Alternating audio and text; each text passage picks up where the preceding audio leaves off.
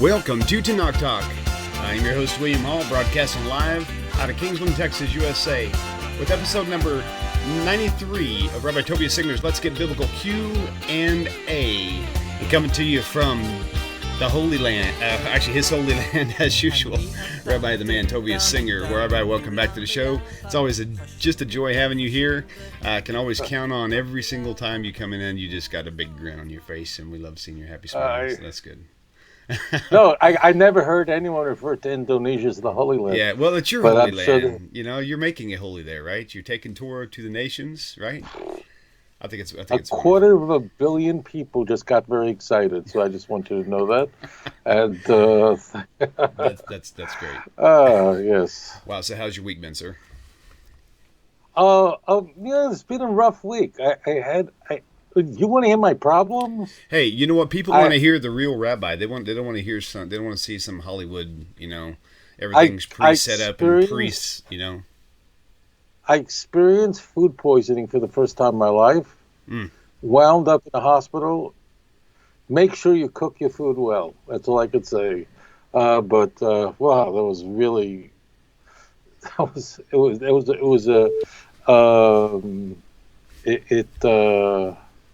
It was a challenging week. But Baruch Hashem, I'm fine. That's good. Thank you. I want to thank all the doctors and everybody, and the Chinese doctors and everybody. When I see Chinese, they actually use some Chinese medicine, which was very helpful. Did you? It's weird. They have Chinese medicine here. I've heard that other countries' medicines are either like way stronger than America or way weaker. I can't remember, but there's something not the FDA, but whoever's over the medicines and stuff is actually limiting us or something like that because of their trying to keep their fingers in everybody's pockets. I don't know. Is that true? Have you heard that before? I don't know enough about this, but I'm going to say this. The Chinese have a very long history. They've been around for thousands of years. They have a history of 5,000 years, right? They've been working on acupuncture, and it works. For those of you who ever get this crazy pain where you split your back out, you have to find like a really top practitioner. It works. In fact, they don't make money from me because I only go see them once and they never see me again because I feel great. And the Chinese medicines are also, I'm like a conservative. I believe in I'm like I'm not a vegetarian. I'm not anything. But Chinese medicine, I'm not saying I'm not in any way dismissing Western medicine, but they know it's big and it does work. It's serious and it really blows my mind. So I want to thank the Chinese for two things. First of all, for General Xiao's chicken and also beef and broccoli. Oh my gosh, I was going to say I wanted to thank you for Chinese food, which I haven't had in so long because there's no kosher Chinese restaurant in Indonesia. Oh, I love Chinese food. But really, the Chinese medicine, from acupuncture to the stuff is really, it's serious. They're not, they know what they're doing. They weren't sitting around doing nothing for 5,000 years. They've been working on this thing. Like people worked on the atomic bomb. That's what I say. It really is. Because I'm a real Westerner, and I'm not into herbal schmerbal, nothing. I'm into give me the antibiotic. I'm not into natural healing. I don't believe in kinesiology. I don't buy it. No, I don't say I don't buy it. I don't know enough to say I don't buy it. I'm just like, give me the antibiotic. But if you ever throw your back out or you spin your ankle out and you're in pain, find a top practitioner in acupuncture. It will blow your mind away. Because at the end, one other thing I'll say, and we'll go to the show. Okay. I have a phobia since I'm a child. Do you have any fears? Phobias? Sort of. I'm kind of claustrophobic. I don't like sitting in front of a wall. I hate that. All right, you're a typical boring Gentile. Okay, listen to it. So since I'm a kid, terrified of needles, injections. Really? Oh, wow. My earliest memories are being brought to the doctor, and I'm old enough. Many of the listeners are not old enough. In the old days, I feel like I'm like old, but in the old days, in the late '60s, so I can testify to, they didn't have disposable syringes. They had these metal things that were like made in Nazi Germany, and they would lay in this tub of alcohol, and they would reuse it. They would reuse it. So it was these were huge like drills. And I would think they're going to stick needles in me. Oh, my mother used to have to hold me down. So the idea, and I still have, I don't fear it like I did. I don't like it, but I deal with it because I don't want to die. But I will say, so the idea that I should go to acupuncture, they should leave a needle in me for 45 minutes, to me, that was but, when you're in pain, you'll do anything. So the question So that's everybody all I wants want to say. the question everybody wants to know when you did it, I'm assuming they want to know because I want to know. Did you look like this little porcupine when they were down there? Was it just one or two needles? Was it I like don't hundreds of needles? look. Do you even know? I shut my eyes, and then the acupuncturist. She has 12 years. She studied for 9 years in Thailand, 3 years in China. She really knows what she's doing. She likes and how does it feel, Rabbi? That's how they call me in Indonesia. I say, That's Can awesome. we hold the conversation for after this is over? Because I close my eyes, I pinch my ear hard till it hurts. So I'm concentrating on the pain in my ear because just mentally, I don't want to think that there's 10 little needles in me. Now, there's no real pain. Right. I'm not but it's just, but it works. You know it's It there. That's the works. psychological break. Oh, yeah. Yeah. It once happened, I twisted my ankle here in Indonesia, and I said, I need acupuncture. Forget the massage therapists and all these guys, chiropractors, schmiropactors, forget it. I just knew this is an acupuncture deal. No I way. went, Wow. did it. They never make a penny off me because they do it. The next day I feel like $1 million and they never see me again for another visit. Wow. I'm not kidding. It's good stuff.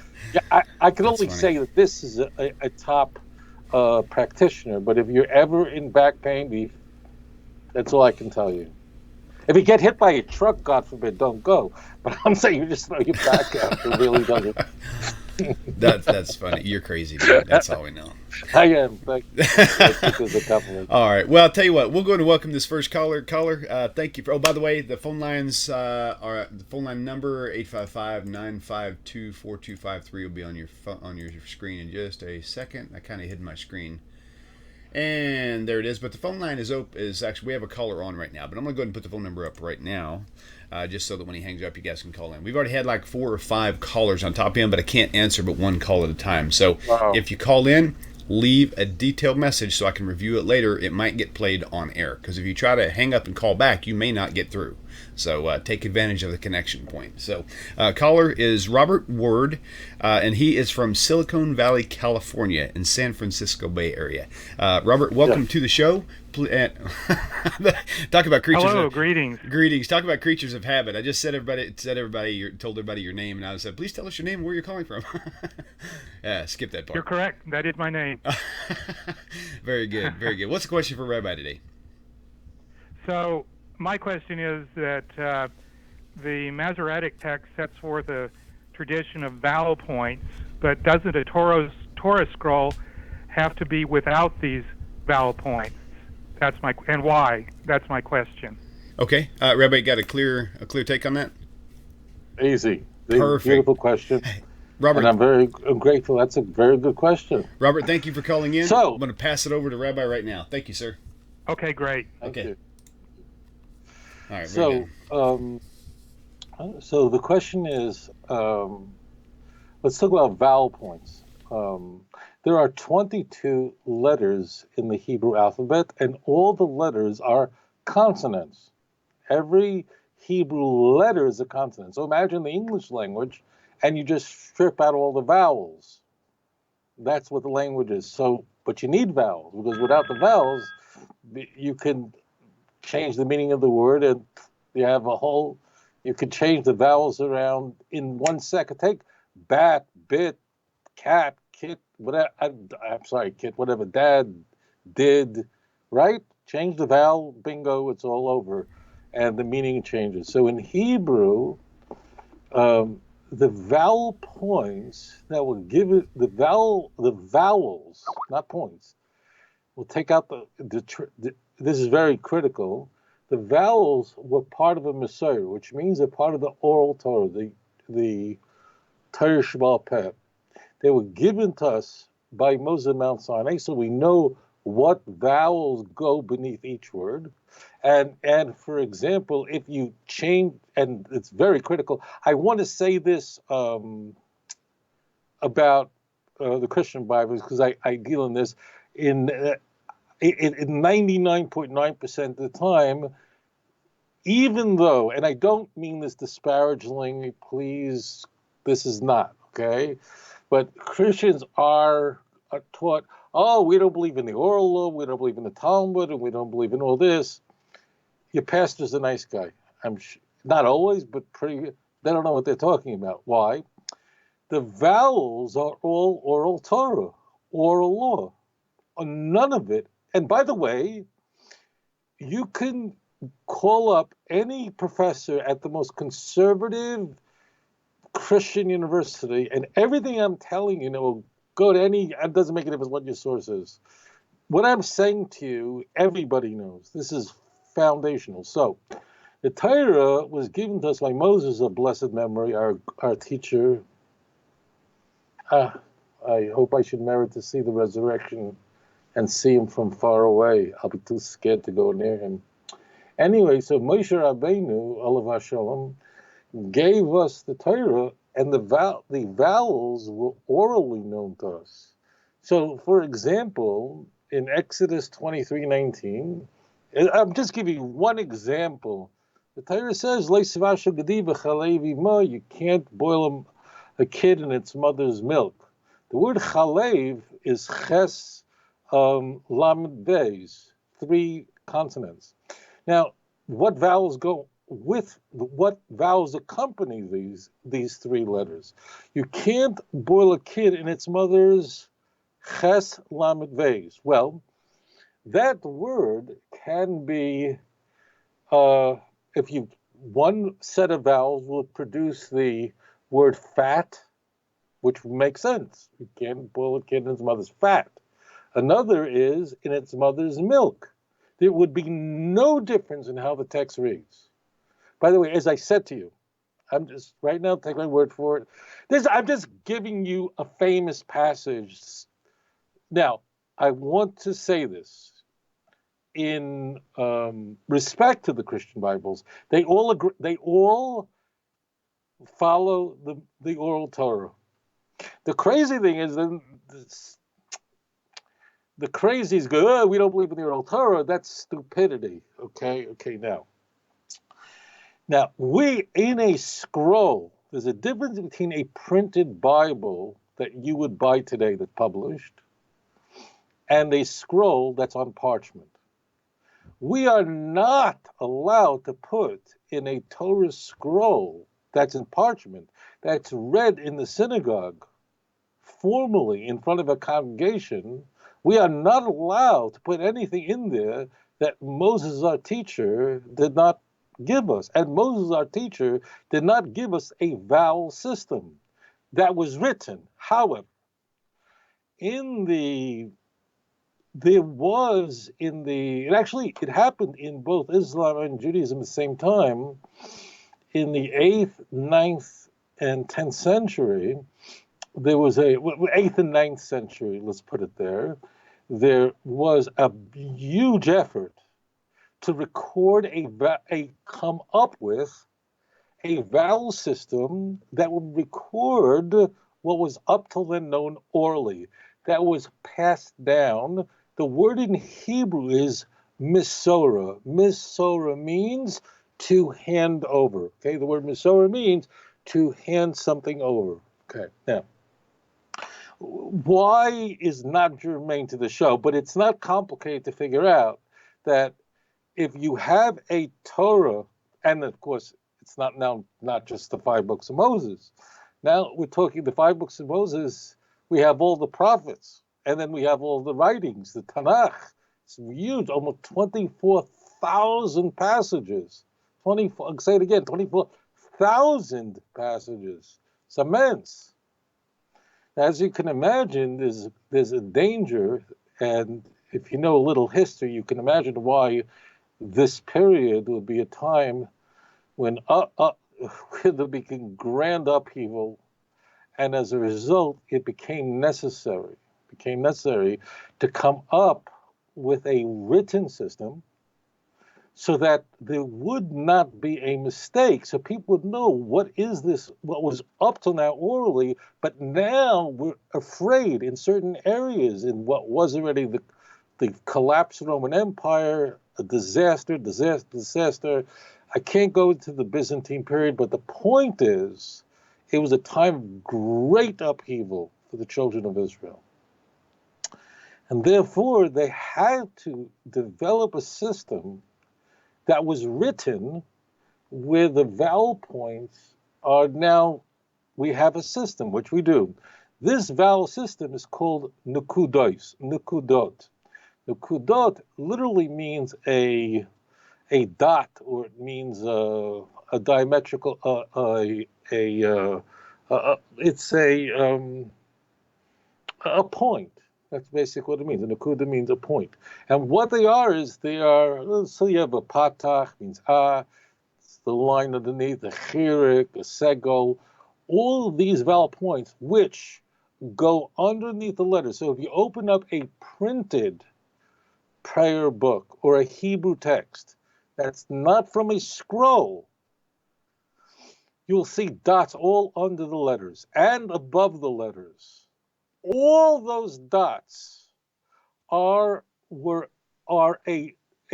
one of four. Those dots were developed in this period of time by a group of rabbis in the land of Israel, and they are called Mesorites. Why are they called Mesorites?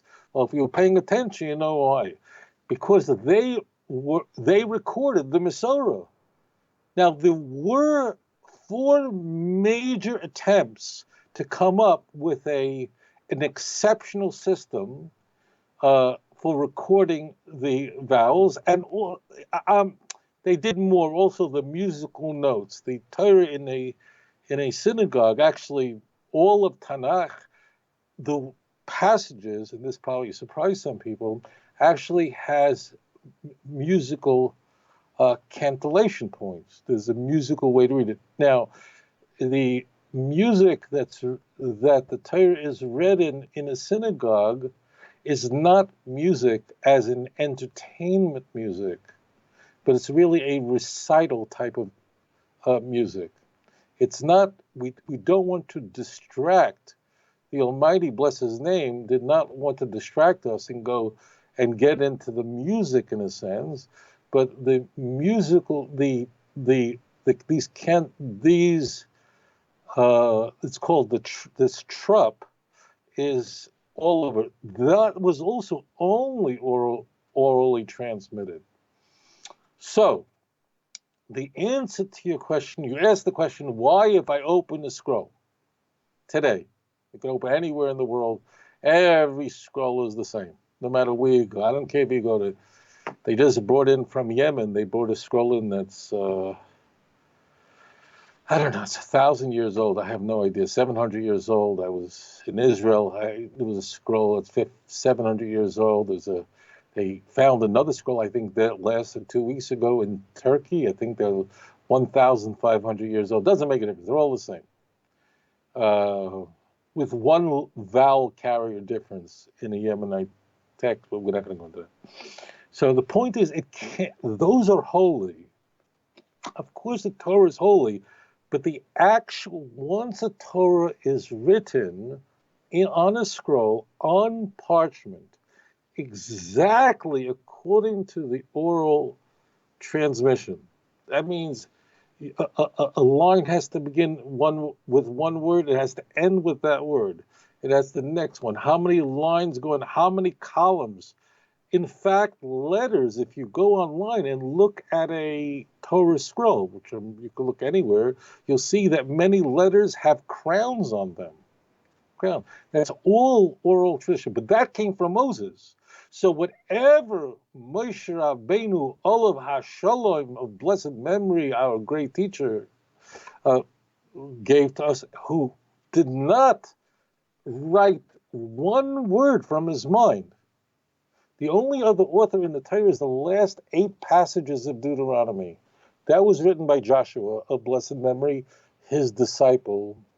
So Joshua wrote the last 8 passages of Deuteronomy because that's when Moses died. So therefore, you cannot, even though there were a number of systems, written systems for Nukudot that were developed in this, we'll call early medieval period. One stood out and was accepted and became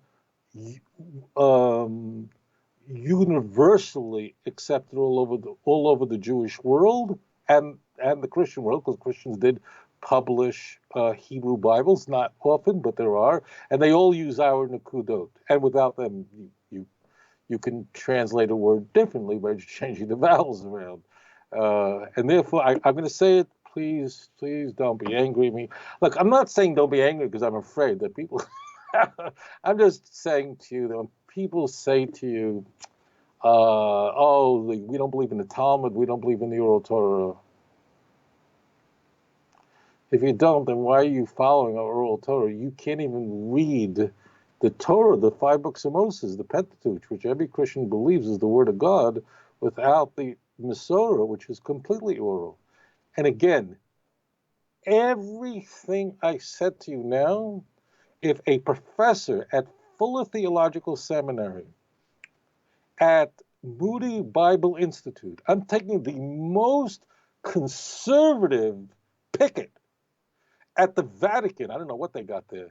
You take a professor of biblical Hebrew, if he was sitting, he would say that everything I just said is correct. This is, and I'm sure you could go online, and this is, what I'm saying is just very superficial. So therefore, a scroll has to be pure, has to be only what the prophets wrote. We don't add chas v'shalom, not. And therefore, we can come up with written systems, but we never, God forbid, put that on the parchment. That has to remain without the vowels. And in fact, when a person reads the Torah on the Sabbath, so if you're really good, like, we have in our family a lot of Torah readers, because on Shabbat, every Sabbath throughout the year, we essentially, the entire Torah, the 5 books of Moses, is divided so that every Shabbat we read a portion. Most people know this. And in the synagogue, someone reads from the scroll. They've got to know every vowel by heart because it ain't in there, and they have to know the vowels. I have 4 sisters who married great guys, every one of them, and a few of them are readers who just blow it away. But for someone who hasn't, some people have to read a text 30 times. If someone is not, doesn't know all the vowels, and there are guys who just have to read it 30, 35 times to memorize just one portion. So this is called a Masoretic text. So in a published, printed book / codex, meaning just what you buy on Amazon, like an art scroll, stone chumash. They did a great job with it. You have the English on one side, the Hebrew. There you could put all the dots. It's fine, absolutely fine. Why? Because that's not what's read in the. That's not what's read in this. That's not what's read in the synagogue. You're not allowed to read in the synagogue for the congregation as part of the ritual of reading publicly the Torah. So if you're reading on your own, you could read from a book, and then it's all there. Then, of course, it's easy. If it's in a scroll, it's not that difficult. It's really the musical notes can be difficult. If you're fluent in Hebrew, then, and of course, you studied Hebrew all your life, so it's not like a major thing. That's a long answer. The oldest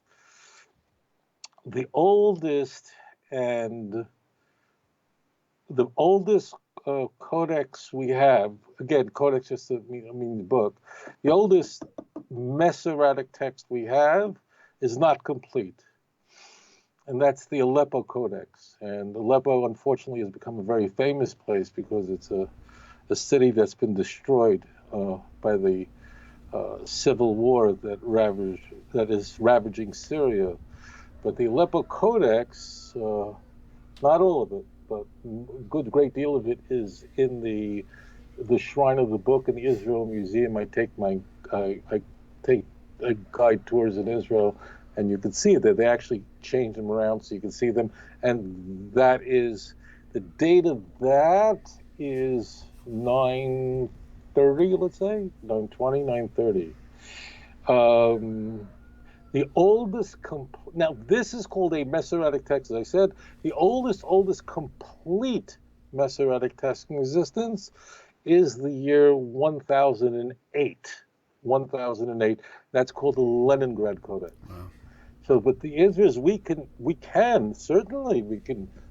have commentaries in a chumash that you buy online on the bottom with all the super commentators helping you out, giving you ideas. But you can't dare put that in a scroll, because a scroll to a Jew is a 5 books of Moses book is holy. If you drop it on the floor, you have to kiss it. You can't take a 5 books of Moses and put, Tom Sawyer on top of it. You're not allowed to put it upside down. It's holy. But the sanctity of a Torah, if it's dropped on the floor, God forbid, the whole synagogue has to fast for a month. It's a very serious issue. That means it has intrinsic holiness, very holy. So therefore, nothing can change, no additions. We cannot add in any of those nukudos. So therefore, and people get so confused with this Masoretic text. Oh, this is not going to say it. And look, people go, oh, the oldest Masoretic text is, from the 10th century. People tell you that, shut off. They don't know what they're talking about, and their scholarship is coming from Wikipedia. They just don't know what they're talking about. You got to be careful, because it's just like you wouldn't go to if God feels something's wrong with you, you wouldn't go to a guy who was a high school teacher who taught, who took pre-med and never went to medical school. You got to really know what you're talking about. You got to speak to someone who's a real scholar. Or else you will be, going to be blown. So a Masoretic text is all the Hebrew text. It means the consonants are all there, but in addition, the vowels are included and the cantillation is included.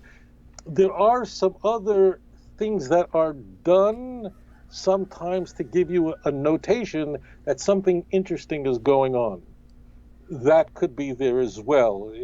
It's beyond the scope of this show, but what I've just told you is 99% of it. But none of this can be ever added into a scroll, because the scroll is holy. Okay. You're not allowed to change it. Never, never, never. Okay? So in short, just because it's got the nikudot doesn't mean it's Masoretic or something. None of this other stuff. The nikudot are just something they created later to help you read, right? I mean, because this question, I think, if it has nikudot, it is a Masoretic text. Oh, okay. See, I'm learning something good. A Masoretic text, because it's my fault. I don't even know why I'm on show, because I may seem scatterbrained at times, because my brain is like going, and I'm going, oh, this is.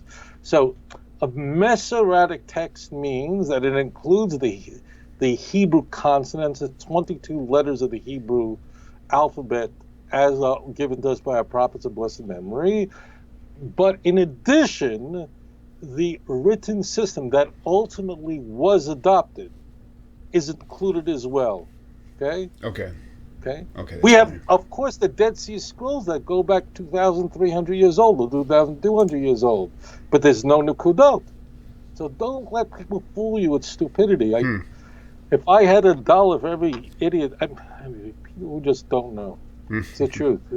Look, if something, God forbid, was really wrong with you, you'd go to a doctor, and you want to go to a good doctor.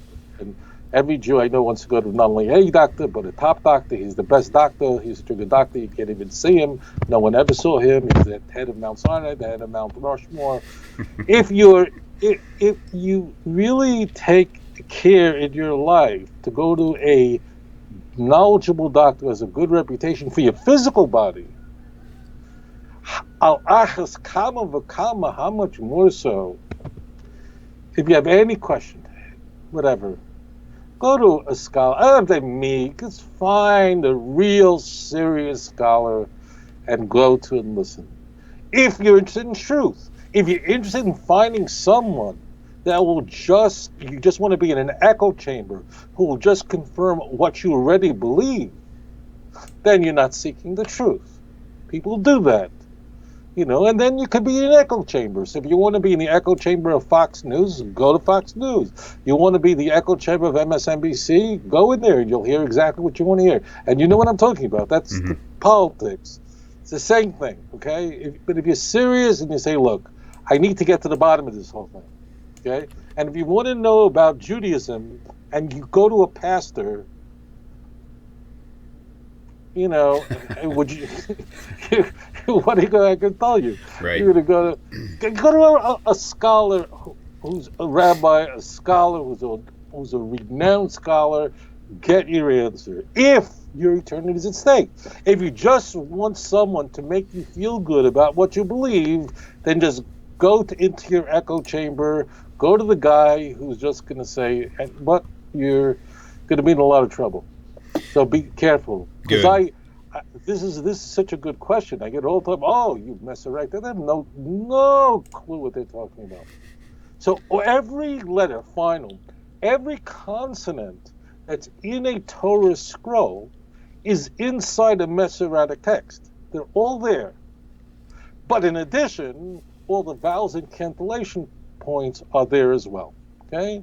That's the very simple answer. But we are not allowed to put that man-made written system from the very early medieval period into a scroll, a Torah scroll, written on parchment in a way that we have from Moshe Rabbeinu, exactly how it's written, but not allowed to do that, ever. Okay? So in other words, just because you don't see the actual vowels on a Torah scroll, that doesn't mean the Nikudot didn't already exist. It's kind of like, I'm learning today. You know what, Rabbi? I'm learning stuff today because my wife is homeschooling. That there are systems that they have employed, right, with learning grammar and things. They've got this thing called a schwa that actually has it's like an upside down vowel mark or something weird thing. That was never there, or at least illustrated when I was going to school. Doesn't mean that rule didn't exist. It just means somebody finally got, gave you the helper to actually understand it. Look, listen. Okay. Listen. My brothers and sisters, could you have a language without vowels? So, two, what I'm saying to you, there's nothing I've said to you today that is controversial. If you go to pick your university, a person who teaches biblical Hebrew, just someone who has some credentials, or go to someone who just knows. There are a lot of people out there, I'm not going to say who, I have friends who are pastors who actually teach biblical Hebrew. And I ask them, if I ask you to write a sentence in biblical Hebrew, could you do it? They say, yeah, with a dictionary. I'm not saying all. There was some great, E.B. Pusey was a Christian Hebraist. Delitzsch was a really quite a Hebraist. He was a Christian. There are some. Kohlenberger is a renowned Christian Hebraist. There are guys out there. Please don't get me wrong. They will, if you tell them anything but what I said, they will laugh you out the window. But the truth is that much of the information that is scattered about is high school stuff. I ask you a question. You're watching the show. You're a nurse. You sell cars. You fix cars. You're a carpenter. You're an electrician. You fly planes. How often do you hear people make statements about something that you have an expertise in that field? And you're going, you don't know what you're talking about. I guarantee you more than 50% of the time, if you're an expert on something, really know your stuff, Okay? I guarantee you 50% of the time people are making these ridiculous statements and you're going, you don't know what you're talking about. That's really the way it is. And Right. yeah, you have to go to the Jews. If you're going to go to the Chinese to learn about the Jews, you'd be in a lot of trouble. All right? That's I mean, awesome. it's the Okay. same thing. You're a lawyer. How much garbage do you hear? Yeah. What percentage, if you're a lawyer, I just had a lawyer just write to me. If you're a lawyer, what percentage of the statements people make over dinner do you hear and you're going, you have no idea what you're talking about. if you look, Yeah, do exactly. you understand? Okay, so Right. stop with, we don't believe in the oral Torah. If a pastor tells you that, it's not he's an evil guy. He does not even think He just about doesn't this. know, right? If you and try it, test it, go to him. Look, I want to ask you a question. Those dots, if he knows anything, he'll know that it was written later. Most don't. Many will. How do you know that that's from God? He'll have to say it's from the Jews. We know it. Because the King James follows it. The King James follows it. All of them, they have to follow our Masoretic text. 99.9% of the time they follow it. Okay. So all this stuff, I know what I'm saying is Yeah, big. I mean, it's deep. bigger than the question, Yeah. but you just got to know it. You got to know it. It's the time is running short, and you got to know answers, my beautiful friends. So very true. I encourage you to continue on it. But that's the answer. So that's right. the message. Masoretic just has, in addition. Well, his answer just changed my question. Okay, good. Because what a great answer, Rabbi. But once my friend asked me once, I've only been studying Hebrew for about 6 months, and he had asked me why the consonants had changed form, like from the Paleo Hebrew to the modern Hebrew. Mm-hmm. And I don't have any information on that. That's pretty cool too, because there's a lot of Christian background that would tell you, for example, stay on the phone with me for a minute. For example, and this came up in a conversation, believe it or not, yesterday, that the Paleo Hebrew. I was just clicking. Oh, hold on a sec. I think I just lost that color. Okay, that's okay. So the Paleo Hebrew, they really pushed to try to help indoctrinate the idea of Christianity using the pictographs, right? And even nowadays with the Yud and then the Hey and then the Vav and then the Hey, that the definition of those letters spell out the crucifixion of Jesus, and so it's pretty bizarre. So anyway, I didn't want to override his question, but man, this is a great place to throw that in there. So. I'm not exactly sure of the question, but as long as it's really complicated to go into this, but as long as the prophets were with us, we used the Paleo Hebrew system. The prophetic period came to an end at the beginning of the Second Temple with the three final prophets of Haggai, Malachi, and Zechariah. And at that period, when we did not have Nevi'im among us, we needed a different. Now, this is very important. The letters are the same letters. It's the shapes that are changed, okay? I don't want anybody thinking that we have, like the words were changed.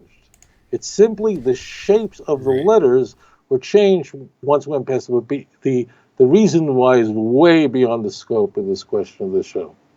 Okay. Okay. Cool. That'll work then. All right. Okay. I'm going to do something now, real quick. We're going to play a voice clip.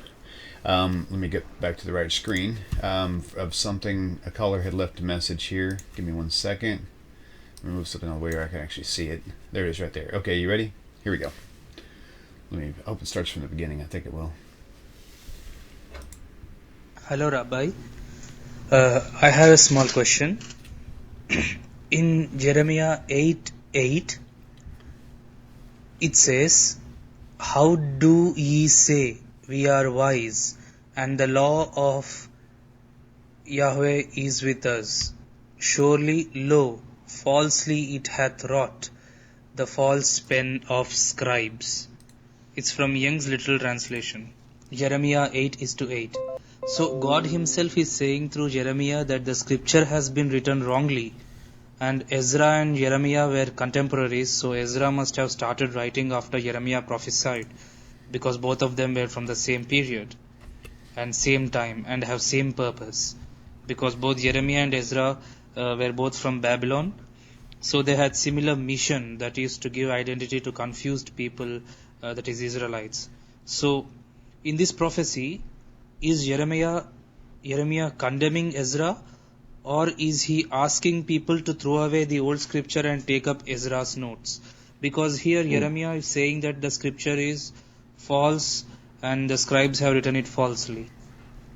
Thank you. Rabbi, please reword that for me especially, because I kind of was following along, but I'm not sure. Did you understand it? You want to play it again? Yeah, I'm Jewish. I don't have a problem with these questions. Okay, go ahead. I love right, you, man. I love you. If you're tell me, offended, my friend, stop. Tell me the question again, just in case there's others out there, the rednecks out there like me who didn't get it altogether. Okay. Okay, so this is it is possible. I don't know that this is the case. I'm going to say it. It's possible. Definitely, if you ask me what are the top 10 misunderstood verses in the entire Tanakh, this would definitely rank in top 10. I'm not going to say it's the most. There are a few others, but this is definitely one of the top 10 completely misunderstood. I mean, completely. Like, it's not only it's not understood, it's the very opposite of what is intended.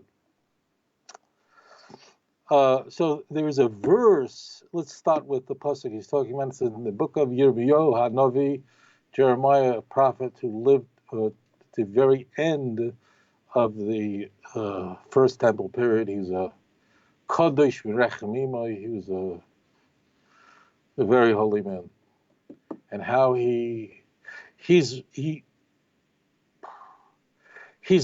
perplexing, because how he survived what the dirge of Jeremiah and Rembrandt brings out in his painting. Jeremiah's pain, yet he was able to pick up. Now, first of all, let me just quote the verse, okay? And the problem is that, and please, everybody, forgive me. Very few people read the book of Jeremiah. They just don't. And it's a hard book. It's not a hard book, but it's not simple reading, but you got to know what's going on. First, the pasuk. The pasuk says, Echa soymru chachamim, hanachnu v'soyres Hashem itanu, achein hine lasheker asa 8 sheker seifrim.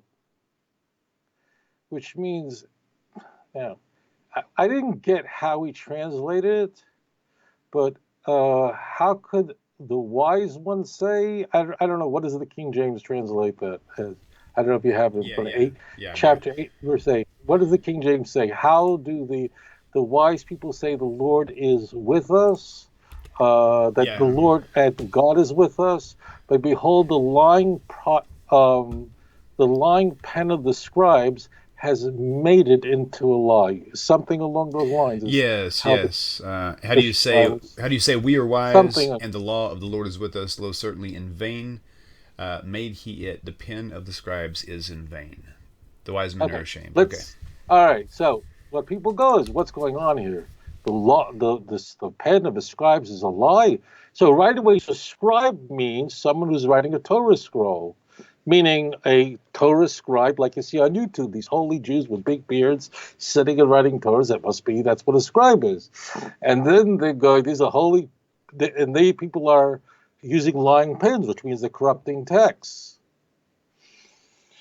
So we have to talk about the first a factual point about the book of Jeremiah. I don't know if this is correct. I would bet on it. The word lie, the word there is sheker, shin kuf resh. The word sheker, which is the second to the last word in this passage, And all of it's that's the root. Basheker, hasheker, that word. And someone can go online, appears, now, of course, in the English language, this giant, ridiculous language, has 50 synonyms. But if you look at false, deceptive, lying, deceiving, just do a search on it, you'll find that word, which is translated in all these different ways, appears more frequently in the book of Jeremiah than in any other book in the Jewish scriptures. That's a lot to say. I will say I'm 90% sure I'm correct because I didn't do a search, but I'm fairly sure that you will find it in the book of Jeremiah. What is going on? Not only that, prophets. I just want to set this up. So prophets called liars, wise people called liars, lying pens, they're lying. Everything is lying. What is going on? How can a prophet lie? A prophet, this is what everyone's question should be. A prophet is a man of God. He's a Navi. He's speaking in the name of God. What do you mean, how can a prophet lie? Prophets are, just so you know, in Tanakh, the good people. Okay? They're the people who bring a message from God. Prophets are not liars. So what's going on over here? Okay. So, first, a few factual, chronological points about what this gentleman called in about. There are some mistakes, but those mistakes are, I'm not being picayune. Technically speaking, first of all, Jeremiah was not from Babylon. Jeremiah lived in the land of Israel. Jeremiah was, 90% of the Jews went to Babylon, but Jeremiah actually went to Egypt. He didn't go to Babylon. Jeremiah and Ezra, if you want to say they were the contemporaries in that their lifespans overlapped. But Ezra was very, very young while Jeremiah was alive, because Ezra, just as I understand, Jeremiah lived in that last segment of the First Temple period. Ezra was alive and the great giant of the early Second Temple period. Okay, and just as a point you understand, Ezra's father was a man named Seruiah, who was killed in the battle of the destruction of the First Temple by the Babylonians. Okay, which means Ezra had to be alive before the First Temple destroyed. The Babylonian exile was 70 years. So unless you want to say Ezra lived to be 250 years old, which is ridiculous, which he wasn't. So yes, Ezra would have been very, very young, and Jeremiah was a very old man. So it's not a when we talk about contemporaries or people who would have been, we would talk about Micah and Isaiah, we talk about Hosea, so at Amos, we talk about Moses and Joshua. Those people wouldn't generally speak about Ezra and Jeremiah's contemporary, but they were. It is absolutely correct that Jeremiah and Ezra were alive at the same time. Their lives did overlap. But in fact, Ezra was not a disciple of Jeremiah at all. So I need to get this. I apologize. This is a very interesting question, but I'm asked this so often that I think we're going to take a bit of time to get this all cleared up. Jeremiah had a disciple whose name was Baruch ben Neriah. He was a very holy man. So Jeremiah had a student, Baruch ben Neriah, who was he was the teacher of Ezra. Got it? So Jeremiah's student was the teacher of Ezra. So you see what I'm saying? Contemporaries, yes, there was a period, an overlap in their lives. And in fact, the reason why in the book of Ezra we're not introduced to Ezra until chapter 7. And the reason why Ezra did not enter the land of Israel when the first movement of 42,000 Jews from Babylon came was he was caring for his teacher, for his rabbi, Baruch ben Neriah. Only after Baruch ben Neriah passed away, so then he came to the land of Israel, and he was one of the leaders. So it's not in a conventional sense to say that Ezra and Jeremiah were contemporaries. It's not cutting hairs, because if your question was formed in any other way, I would not be picayune about this. But the Ezra was his role was to be the great teacher of Torah. He was a prophet in the very early Second Temple period. He was alive when the first temple was destroyed. We know that because his father was killed during when the first temple was destroyed 2,500 years ago. So obviously, if his father died, he had to have been born before then. Okay, so let's clear that up. Okay, but this really does not answer the question, but we got to just get a little clear over here. So we have to understand what is going on in Jeremiah, because we're having these passages in text all over, these lying prophets, Now, there is nowhere in Jeremiah that it says the words, or in any book of Scripture, the Torah was changed. The Torah of Moses was changed. It doesn't exist because it never was changed. It couldn't have been changed because the Torah says it'll never change. Deuteronomy 29, last passage. The secret things belong to the Lord, but that which has been revealed belongs to us and to our children forever, that we may keep all the words of this Torah. Torah cannot be changed. It's the word of Hashem. It's perfect and it's forever. And if you just think for a moment, you understand why. If the Torah was changed, that means if verses were taken out, new verses were put in, chas v'shalom, God forbid, then what would Jews know? We could be committing sins up and down. The Torah, God always had to preserve the Torah because we always had to know, what does God want us to do? Imagine we have a Torah that's 75% correct. So we have no idea if there's another commandment we're supposed to do. And then God is punishing us for not keeping commandments we didn't keep, and so on. This is all can't be. It's also not true. And it's also not only verified by the Dead Sea Scrolls, but it's also, you can take a look at the Jews of Yemen. And I'm going to get in a moment. I know you're all waiting for what is it talking about. But I say Yemen is important. Yemen is in the Arabian Peninsula and is, or was, because now almost the entire Yemenite Jewish community, because of the terrible turmoil there, has been, they're gone. But the Yemenite Jews have been there for 2,500 years. They have been there from ready the destruction of the first temple. They were not completely isolated. That means it's not like they lived and no one knew they existed, like the Ethiopian Jews or B'nai Menashe in India, that no one knew about them for 2,500 years. We knew about them. They were interaction between them.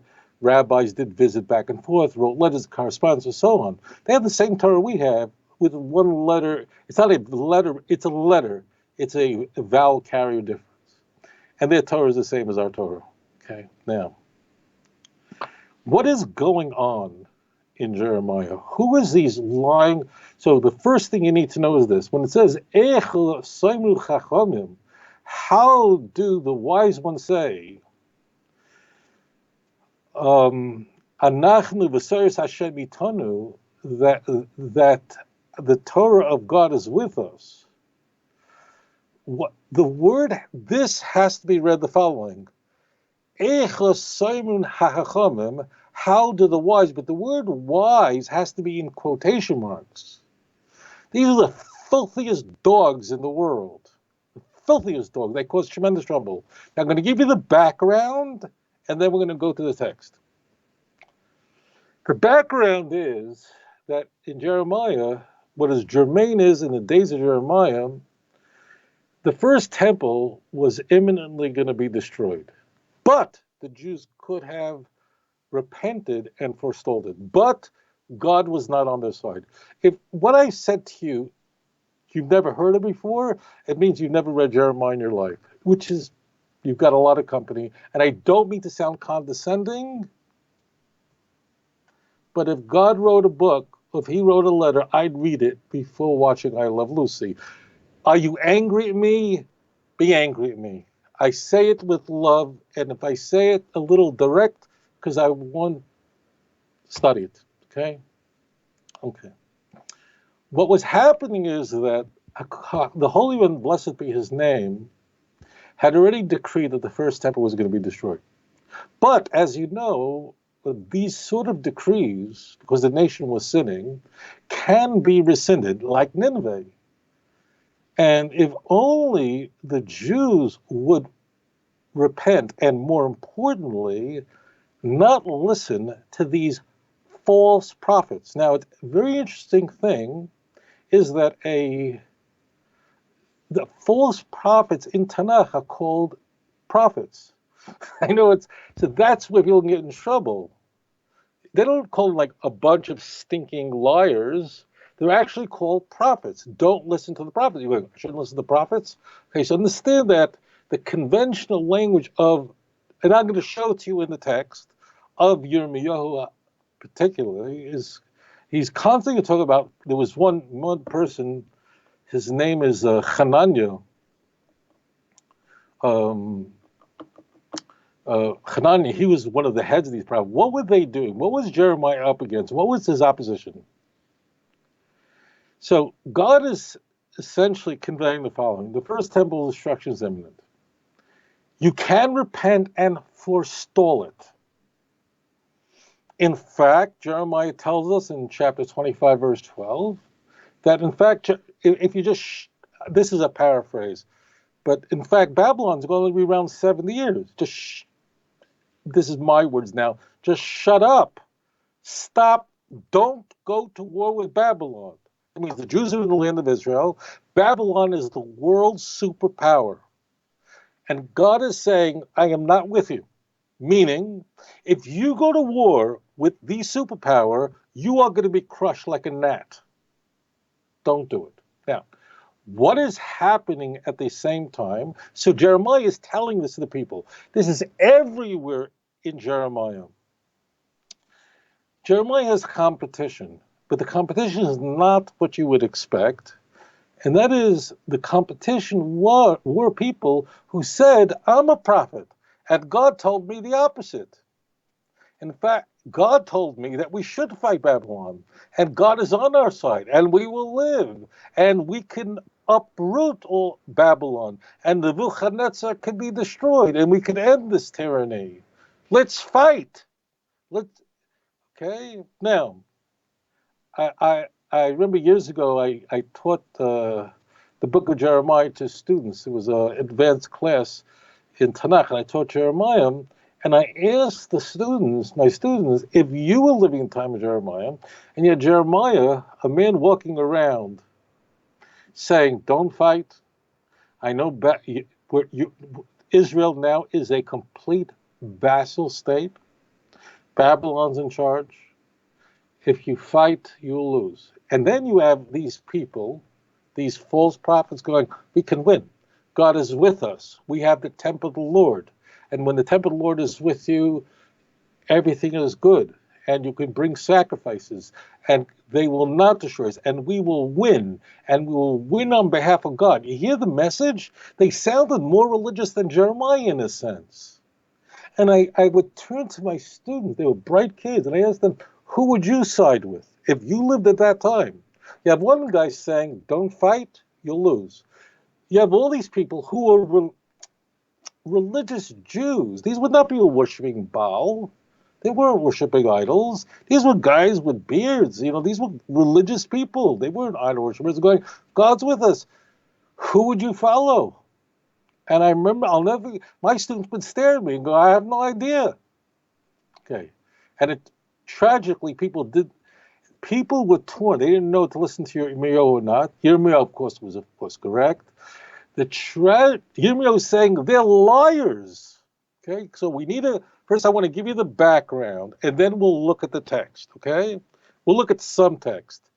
And if you want to, of course, go through Jeremiah, it's everywhere. Just look up the word sheker. If you have a program, or I don't know what they have on internet, Shun Kuf Resh, if you could search that root, it's everywhere in Jeremiah.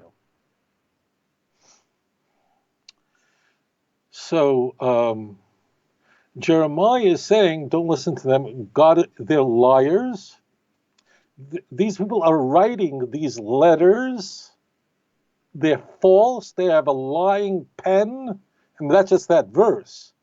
They say God is with us. God is not with them. But again, these are not idol worshippers. These are people who are very dangerous because they're leading the nation, or they actually succeed in leading the nation to rebel against Nebuchadnezzar, against Babylon, a war they couldn't win. Why? Because of their sins. They didn't merit to defeat Bavel. Okay, got it all? So this is, in fact, in the Jews were so perplexed, they didn't know what to do, that some of them came to Jeremiah and said to him, we're having dreams. These prophets would come to them. You ever have people say, some god or demigod or prophet came to me in my dreams? And that people came, Jeremiah said, shut up with your stupid dreams. Get paraphrased. But look up Jeremiah 29, verse 8 and 9. Stop listening to your dreams, your foolish thoughts. You're having dreams about God knows what. You're causing yourself to have these dreams. Don't listen to them. The tragedy that occurred, I'll finish first of all the background, is that the Jews Jeremiah almost got killed. When I say almost, within a hair, he was killed. He was once thrown into quicksand. A black slave saved him. He came within a hair of getting killed for doing this. I mean, the Jews because he's saying, don't fight Babylon. I mean, what do you, whatever. So the tragedy was people were really unsure if they should listen to him or not. And they didn't know who was the right prophet. These guys are saying the right prophet. They look totally religious, and these guys are saying they're the right prophet. They look totally religious. Who's the one? And Jeremiah said the temple's coming to be destroyed. There's a way out, but the temple's going to be destroyed. And the lies they're telling you, that you have a temple and you have a sacrificial. This is the whole Deuteronomy. This is the whole Jeremiah 7. The whole Jeremiah 7, Jeremiah is saying, stop letting them lie to you, that you have the temple, you have the sanctuary, we have sacrifices, we have blood, you'll be covered in the blood will save you, the sacrifices will save you. They're lying to you, Jeremiah says. That chapter, Jeremiah 7, nearly got Jeremiah killed.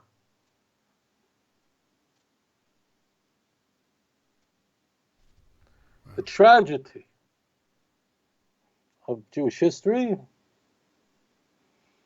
was Jeremiah was proven right. The Jews did not listen to him. When I say the Jews, they were, of course, very faithful Jews. Don't make any mistake about it. But unfortunately, those Jews who were wicked were successful in brainwashing the Jews into reading their writings, their teachings, what they were disseminating, convince them to believe that they're true prophets, that they were not. And the Beis HaMikdash, the first temple, was destroyed. And then the nation go, whoa. Tragically, Jeremiah emerges as a universally admired and loved prophet, and the authenticity of his prophethood is cemented when the worst nightmare happens. They didn't listen. the first temple was destroyed. First temple was destroyed, and then people go, oh, Jeremiah was right. Okay? Got that? Because if you don't understand that, you're not going to understand anything. Okay? What happens next, I'll just give you the story, then we're going to look at a few texts inside. What happens then is the first temple is destroyed. The Jews, about 90% of the Jewish people are sent into exile. This takes place in the 9th day of the 5th month. The first temple is destroyed on Tisha B'Av in August of that year. This the same day the second temple was destroyed, and many other calamities of the Jewish people. So about 90% of the Jews are exiled to Bavel, to Babylon, east. There is a small contingent of the numbers. Let's just say 8-9% of the Jews go south to Egypt, okay? Nebuchadnezzar, the king of Babylon, was not an anti-Semite in a classical sense. It's beyond the scope of this show, but if the Jews listened to Jeremiah, Nebuchadnezzar would not have destroyed the temple. Nebuchadnezzar just said, paraphrasing, shut up, do what I tell you, and you can keep your king. Okay? He's not, he's not some horrible psychopath. He's a bad guy, but he's not bad like what we think of. He would have allowed the Jews to, and it was not, the destruction of the first temple was not the, I hate using this word, it was not the Holocaust, the destruction of the second temple. In fact, Nebuchadnezzar allowed a small contingent of Jews. Once the first temple was destroyed, he permitted a small contingent of Jews to remain. Remember, this is in, let's say, August. It's in the on the 9th day of the 5th month, the first temple is destroyed. Jews are carried off. But he actually allows the land to be cultivated by a small contingent of Jews that he trusted. The land of Israel only gives fruit for the Jewish people. This is the way Hashem makes it. A bird cannot make babies with a fish. That's the way it is. The land only conceives for the Jews. So he allowed a contingent, a small group of Jews to remain in the land of Israel. Again, this is the 9th day of the 5th month, the temple is destroyed, under the leadership of a very great man, a holy Jew. His name is Gedaliah ben Achiko. His name is Gedaliah. By the first day of the 7th month, Rosh Hashanah, the Jews who were in the land of Israel assassinated him and basically kidnapped Jeremiah and pulled him down to Egypt. And that's where Jeremiah went to. That's where Jeremiah spent his last days. Okay? So that's the story. Okay? So when we're talking about the lying prophets, lying pen, lying scribes, because they're all writing all this stuff, disseminating it. Don't listen to Jeremiah. We could be fine. We could be fine. That's what it's talking about. It's not talking about they're corrupting the Torah. That would be a really important piece of information. The Torah you have is not true. That's true. Here's the true one. Okay, let's go into the text. Now, I get this question quite a bit.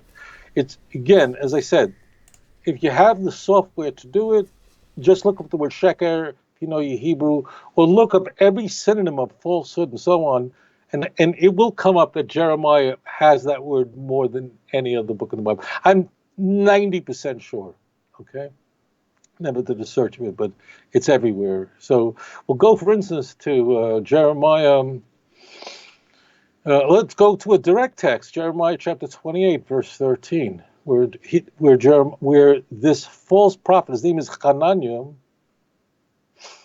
Hananiah is the name of a false prophet. There are a number of people with that name. Holech v'amatel Hananiah, go say to Hananiah, Lamar, saying, Koyamar Hashem, Moitos eitz shavorta, you have broken a wooden yoke. It's a very important passage.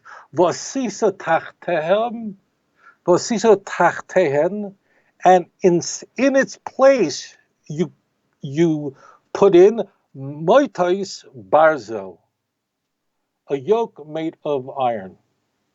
What does that mean? That you, evil, wicked merchant. Now, this is a prophet. Now, he's a false prophet. So when we're using the word prophet, it's quotation mark prophet. This is Jeremiah chapter 28, verse 13. Okay? So when we use the word prophet, or we use the wise people, it's mocking. It doesn't mean these are really prophets. Okay? So what does that mean? He says, you, Jeremiah, is castigating this false prophet, were a disaster for the Jewish people, and said, you took a yoke. This is a very good, this verse passage in particular is really a very good illustration, because he says, you took a yoke. What's a yoke? A yoke is what holds an animal in place, or a person, and the yoke is made out of wood. Wood is strong, but it's not strong like barzel. It's not strong like iron. You took a yoke, Babylonian's yoke, which is a wooden yoke. I mean, you took a bad situation and you made it a disaster. Now, let's run to, I'm going to only go through a few passages here. You'll do this yourself. This is very easy. This is everywhere. And I'm sure there are many commentaries on Jeremiah all of us. I'll give you, but we have to, what we're going to do is we're just going to take us, let me see, let's go back. So Jeremiah 8, verse 8 is the passage originally asked about. What I just want to do is just let you know the chapter break between 8 and 7 is artificial. It's really one, okay? And what we need to do is just like take a step back, because who's being addressed here? Who's these liars? Who are these liars that are? So I want to go back to Jeremiah chapter 7. Jeremiah 7 is it? Maybe if you study Jeremiah, it's possibly the most famous chapter in Jeremiah, because it's a pivotal chapter. It also is an interesting chapter because it says God doesn't need your sacrifices. Take your flesh and throw it on your thing. When did I even tell you about sacrifices? When I took you out of Egypt, Jeremiah 7, verse 20, 21. The Jews, you have to say in one other context is, this was the end of the first temple period. Who built that temple? Solomon. How long has it been around? 410 years. That is forever. They were going, impossible. We have this temple. We're covered in the blood. And Jeremiah is saying, you fools, these empty sacrifices are worthless, which is a theme all over Tanakh. Stop. If you think these sacrifices will help you, you're a big mistake. Well, the whole book of Leviticus has sacrifices. Of course. If you're married and you give your wife flowers, of course it's beautiful. But if you bring your wife flowers and then you beat her that night, if you bring your wife flowers and she goes on your phone and sees a text message from another woman, right, she'll take your flowers and throw them out the window. Of course flowers are beautiful. Of course your wife would appreciate something, or your husband would appreciate something. But if he finds out you're unfaithful, the flowers become a revulsion. That's the whole message. Of course the sacrificial system is, but it had to be accompanied, and the sacrifice is just such a terrible word. There's a great English word called atonement, but at one mint, that's where it really comes from. Korban is the real word, which means to come close to God. And this is what everybody messed up. They thought the ritual would save them. Take a look at Jeremiah 7, verse 4. Okay? I'm just going to do this briefly with you, because this show, really, I mean, I could spend here 5 hours teaching Jeremiah. So I'm just going to give you a flavor, but you have the background now, my friends. We'll look at just a couple of passages that are directly germane, and then you'll understand everything that's going on.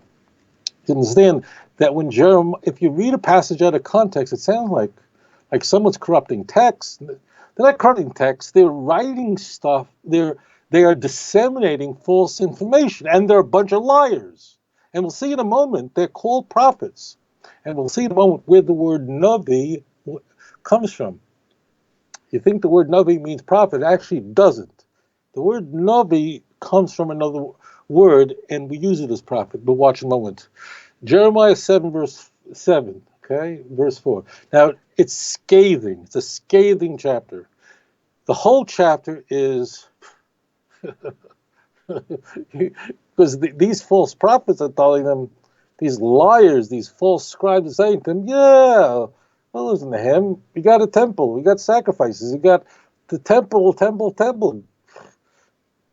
Nebuchadnezzar can't do. Babylon can't touch us. Listen to these holy words and be saved. Don't you love Tanakh? You know, how could you, take a TV and throw it out the window? Al tiftuchu, this is Jeremiah 7, verse 4. Al tiftuchu lechem as divrei hasheker lemer. By the way, it's the same word, sheker, except it's hasheker, which is a definite article meaning, but it's the exact same word. Al tiftuchu lechem as divrei hasheker as sheker lemer. Do not, tiftuchu means don't trust, don't rely on for yourself the words of this of these false words. Heichel Hashem, Heichel Hashem, Heichel Hashem Hemo. The temple, Lord, the temple, Lord, the temple, Lord are these. The temple's with you. Keep reading it. You'll take your sacrifices. It's gone. Eat flesh, eat meat, make hamburgers. Your sacrifices aren't going to help you. That's, if you read through 7, that's all you're going to read, okay? So what is happening is, what are the divrei sheker? What is being disseminated, whether orally or in writing, is not that the Torah is corrupted, chas v'shalom, but is that these false prophets are liars. And what are they lying about? You can defeat Babylon. What will protect you? The temple. What will protect you? The sacrifices. What will protect you? We can defeat Babylon. God is not with you, okay? You understand? This, incidentally, is a massive part of the book of Jeremiah. If what I'm saying is new to you, okay, say it with love. If what I'm saying you've not heard before, please don't be angry with me. You never read Jeremiah, because this is half the book. Okay. I want you to turn to Jeremiah 14 for a moment, and there you'll see this spelt out as clear as it could be. Okay?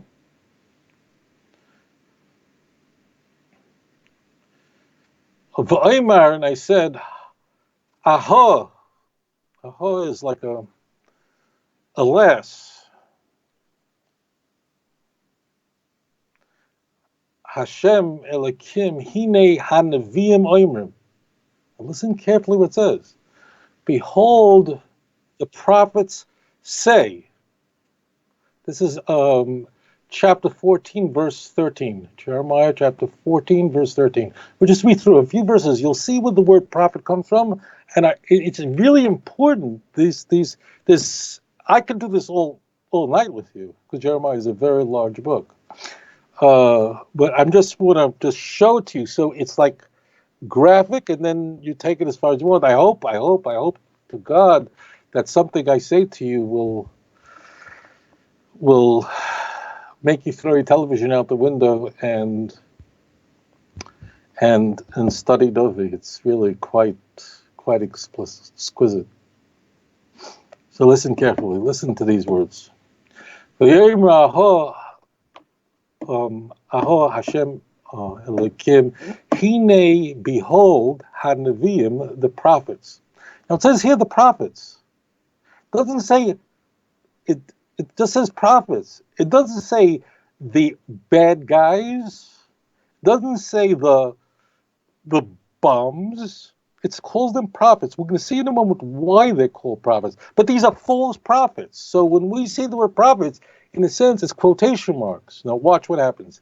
Hine hanavim ayimrim lahem. Behold the prophets. Again, this is false prophets said to them, Loisiru, don't be afraid. Lo loisiru cher v'rov lo yilachem. Don't be afraid. Don't be you're never going to see the sword and suffer from starvation. Instead, what's going to happen? Ki shalom, there's going to be peace. And ki shalom emes etein lechem b'makom hazeh, there'll be peace, and there'll be in this place. Everything is going to be good. Okay? Okay, now, next verse. Vayoyim Hashem Elai, and HaKadosh Baruch Hu, the Holy One, blessed be His name. We're now in verse 14, said to me, Sheker HaNeviim Nib'im. Here we see what the word Navi really means. But he said, Sheker HaNeviim Nib'ai.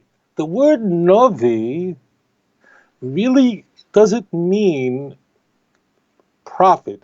Now, we could say conventionally means prophet, but really the real root of the word Navi is someone who speaks. It comes from the word talking. In fact, the primary job of a Navi was to talk, was to communicate, to bring the nation to repent, but it comes from the word to speak, okay? And there are actually quite a number of words in Tanakh for Hebrew words for the word for a prophet. This is one of them, but the real shirish, meaning the real root, is a speaker. Okay, there are many prophets that we have no record of them performing miracles. People think prophets are miracle workers, foretold the future. Not true. Many of them did, but that's not was their job. Jeremiah, where's his miracles? Now, there were others. Why some not? Some, yes, is not germane to the show. Or else, you know me, I'll be all over the place and then I'll get 5,000 hate mails. Okay. V'im Hashem Elai Sheker HaNeviim Nibim Bishmi, who speak in my name. Do you see that word? Nibim Bishmi. They speak in my name. There you see the root of the word Navi, by the way. Loi shalachtim, I never sent them. V'loi tzivisem, I never command them anything. They're a bunch of fake, fraud liars. V'loi dibarti aleim, I never spoke to them. This is God speaking. God is saying, stop, they're liars. These prophets are speaking, and there's a play on words. These prophets are being nabi falsely. I never sent them. And look at the words. Look at the next words. Chazoin, if you could read Hebrew, it will really come across really quite exquisite. Chazoin sheker. These are false visions. The keses.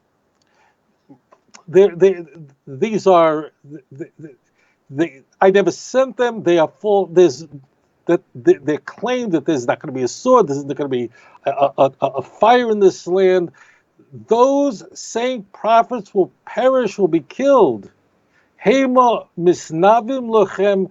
These prophets who come to you, they're all going to be killed. Lechein koyamar Hashem al hanavim hanibim b'shmi, and so says the Lord. This is verse 15. Of the prophets, it means these are not true prophets. You have to understand how Jeremiah is speaking, writing and speaking. The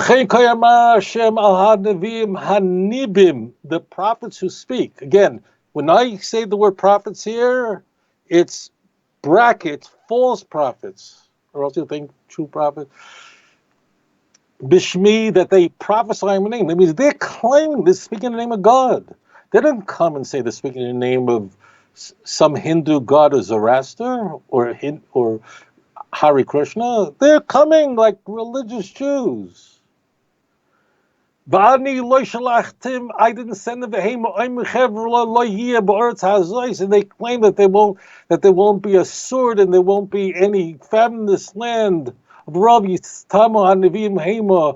will pour on them the calamity, the punishment, the recompense that they deserve. Now, my friend, do you have any question at all? What's going on over here? So you have to be very careful. You have to be really, really careful. Now, I ask you this, my dear brothers and sisters, children who are born from above and not below. What could you discern from this? what you want to do in life, we all make mistakes in life. I do, we all do, wil'Liam especially, is you don't want to repeat the mistake. And you can kind of tell that when we get in trouble, you can pretty much boil it down to that people just know this one verse and they've never read the book. And you would never apply such a method to any other study. And you would do it to God. Like people are not lazy, chas v'shalom. Because the truth is they're not taught in school. Most people didn't have a Jewish education. They didn't study it. But I'm not like I don't have a secret Bible with me. There's no magic here, my friends. The Torah is Hashem Temima, Meshivas Nefesh. The Torah of HaKadosh Baruch Hu is perfect, Meshivas Nefesh, He restores the soul. Eidus Hashem Ne'amono, the testimony of God is trustworthy. Bachkimas Pesi, it brings wisdom to those who are simple, those who are foolish. So I say this to you, my dear friends. Yirmiyahu was a person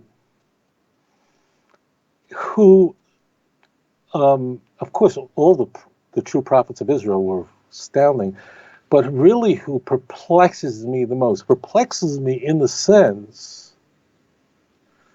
that if I live long enough, if HaKadosh Baruch Hu, in His mercy, gives me the years, that I will see the redemption, or through His mercy, He will deem me worthy to resurrect from the dead.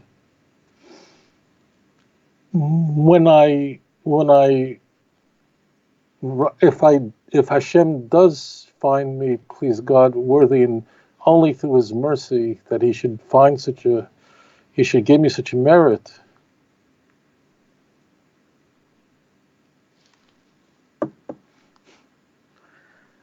I'll ask Jeremiah, how did you do it? I don't know how he did it. He saw so much destruction. And yet, the same man gives us the soaring messianic prophecies of Jeremiah 23 and Jeremiah 30, 31, 32, 33, soaring hope of a future age when the world will reach its state of perfection. How he did it and survived, and I only gave you a taste. It's up to you. You could decide to, I watched the show with Singer, enough, I know my Jeremiah, or you could say, I need to study. It's a little challenging. One thing about warning, if you do decide to study Jeremiah, is it's not in chronological order. You need to have a teacher or a commentary to just guide you, because it's like Isaiah and Ezekiel. It's actually like the 15 latter prophets, unlike the early prophets in Torah, which are run not exactly, but pretty much in chronological order. You can have 2 chapters, and this is connected to that. Someone's got to do that for you. But the key is this, that I should only merit, please God, to meet these great men of God. Hashem should only deem worthy and forgive me for my sins, and that I should meet them and greet them with the coming of Mashiach, the coming of the true Messiah, B'meir Yameinu. I'll probably in shock when I see Jeremiah. Who knows what I'll say when I see him? But I would like to know how did you have the strength? How? That's very shocking to me. How did he have the strength to do it? Let us hope, my friends, that through the study of the prophets of blessed men, the true prophets, not the false prophets who led the nation astray, the true prophets, that we will indeed witness the coming of the true Mashiach, B'meir Yameinu, quickly in our time. Thank you so much for joining me. That's awesome. For this broadcast. Okay, I'm going to take just a minute just to make sure everybody is aware. I'm sure they are, but I'm going to tell you again. OutreachJudaism.org. If you do not have the 2-volume book set, you need to get it. You can get you can download the modules, the sound modules from his website to go along with these books. If you've heard the modules but don't have the books, you're missing out. If you've got the books but haven't heard the modules along with the books, you're really missing out. I'm telling you, you guys have got to experience this. That's the only way to do it right. And I'll to kind of run off of a phrase Rabbi uses from time to time. If you're not doing it, you really, it's like, kissing his books through a towel. I'm sorry. That's a great visual. I've always loved that phrase. So with that said, get them. And there's also more stuff that if you don't know about this, go to the website anyway, outreachjudaism.org. You'll find other things there. Debates. You'll find the fascinating facts in the Book of Chronicles, Paul Hummer debate from way back. It's really, really a lot of really awesome, fun, entertaining stuff that will give you lots of information that you do not have in the books anyway. So I will be speaking. I also will be speaking in Dallas and. Right. Houston as well. It's my only appearance in the United States. Okay. Public. I'm doing private appearances, but only public appearance will be in the Dallas area, in Humble, Texas, at the Nativ Center. For those who want to join me. It's a 2-night lecture series. To clarify, that would be Houston, Texas. Not Dallas. Right, Houston. Okay, very Did I good. say Dallas? Yeah, that's okay. Yeah. All right, good deal. And I will certainly try to come and join you there for sure, just to visit and shake your hand again. It's actually been almost 2 years now since we met, roughly. You better show up. You don't show up. What? Okay, I'll take that as a charge. I'm on it. Okay, that sounds good. All right, we'll go ahead and take this next caller. Caller, welcome to the show. Please tell us your name and why you held on as long as you did. I'm Joseph from Pennsylvania. Joseph, thank you for calling, sir. What's the question for Rabbi? There's a little bit of an echo. All right. So I guess it was a little bit alluded to earlier when the question was asked about the Masoretic text. But my question I want is a little more precise, and I have to admit it's not like fully developed, but maybe the rabbi could help a little bit. Okay. But as Jews, we believe basically everything that we have, other than coming from Moses, but currently today, in other words, our prayer book, the Mishnah, the way our Bible is set up, came from the men of the Great Assembly. My question is I could see a linear trajectory from Moses to the judges to the kings to the prophets to the rabbis. I'm at a loss, and it's really like a question that comes from just wanting to understand, which is that I guess the Christians would concede that their Bible, the crux of their Bible, I guess the foundation of their Bible is the Septuagint, which obviously anybody would say came from the rabbis. Why is it that these rabbis are so able to be trusted that they can use it as the foundation of their biblical text? In other words, they're conceding that these are men of God. And yet, we can't trust anything else that they say. We can't trust that they say that we should pray 3 times a day. We can't trust that they say that we should, a tzitzis is what a tzitzis looks like. The strings, like basically everything else they say is garbage except for the Bible. I'm just kind of like at a loss, like how that's so. And I never actually heard the question dealt with or asked. Okay. Rabbi, you got it? Yes, I do. Okay. Yes, I do. I thought he was going to ask a question, the same question, but slightly different, and then he detoured into another. Yes, Thank you. Let's go ahead and hang up, and you can watch him for your answer, okay? All right, thank you. Okay, thank you. Okay, thank you. Very good. All right, so I thought until like the last minute of the question, I thought he was going there, and then his shift was a little different. Okay. Let me first give the basics. I try hard. I want to apologize to you. Why you guys stick with me, I don't know. Because when I get a question, my brain just starts, and it's like all the thoughts come in, and I'm trying to arrange it and convey it in a way that will make it easy for people who didn't have the good fortune to have the background, that they'll understand it. So I sometimes could be over the place, and I'm very grateful to those who listen, that you are patient with me when I do that, and I'm going to try hard not to. I love questions that are spontaneous, so I hear them for the first time. So obviously, I'm answering extemporaneously. I'm not sitting here with 50,000 notes. All right, so let's begin here. Let's start with I'm going to leave the Septuagint out for a moment. How do we know that the Jewish Bible was written by prophets? Who are we trusting for that? So I want to get back here. I mean, how do you know Zechariah was a prophet? How do you know? And frankly, and if you're a Christian, don't be scared, don't worry, but 100 years before Christian, all right, so you're going to say, I believe in the New, let's say if you're a Christian, even the question remains, if you, 100 years before Christianity, you'll say it's in the New Testament, okay, but how did you know 200 years before Christianity, Zechariah was a prophet? Who said Zechariah was a prophet? Okay, it's a fair question. Who said Jeremiah was, how do you know the book of Jeremiah is holy?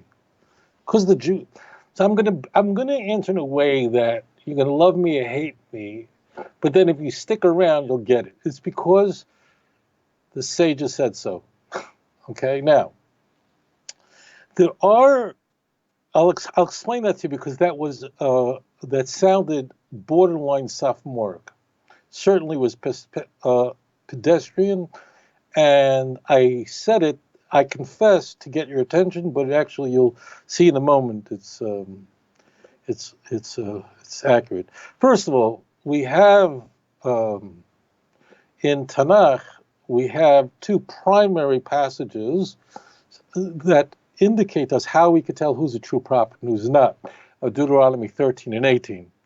It's important to know that why these passages wind up in Deuteronomy rather than in Genesis. Well, the answer is Moshe, the book of Deuteronomy was written essentially in the last month and a half of Moses' life. And he's about to die. He's about to leave this world. He was 120 years old. And he had to give instructions to the nation of who, what, where, how. So Deuteronomy 13 warns us that there'll be prophets, people who will claim to be prophets, and they'll do miracles. Don't listen to them.